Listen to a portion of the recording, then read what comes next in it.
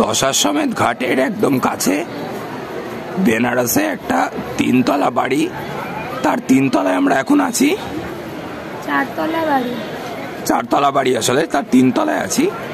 সেই 3 তলা থেকে এই যে সোজা, এই যে এটা হচ্ছে চক। এখন আমরা 3 তলার বারান্দায় বসে আছি। বারান্দাটা খুব সুন্দর। এই বারান্দার থেকে নিচের চকটা পুরো দেখা যায়। আর এখানে প্রচুর লোকের ভিড়। এখানে সব সময় খাওয়ার দোকান, লোকজন সব সময় ভিড় হয়ে থাকে। এই যে এই জায়গাটা, এটা হচ্ছে পুরোটা চক, 4 মাথার মোড়।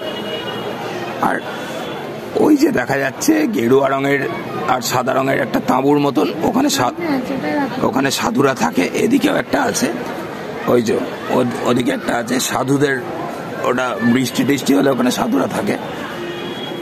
আর সেই যে দূরে একটা গাছ দেখা যাচ্ছে আলো মতন, ওর ওপারেই হচ্ছে গঙ্গা, মানে দশাশ্বমেধ ঘাট।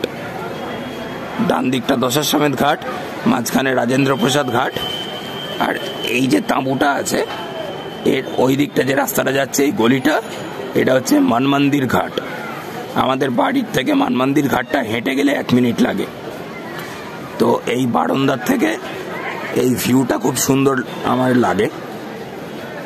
প্রচুর লোক সমাগম হয় এখানে। সকালে কত রকম লোক আসে, সাধু থেকে শুরু করে অসাধুর থেকে শুরু করে সব রকম লোক এখানে আসে। পর্যটকদের থেকে শুরু করে সব রকম লোক আসে। তো এই জায়গাটার একটা ভিডিও মনে হলো বানাই। এবার তুমি করো।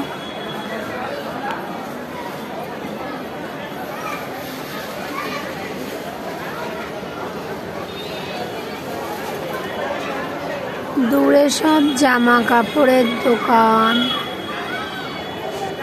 বলো, বলতে হবে, নাহলে কেউ বুঝতে পারবে। বললাম তো।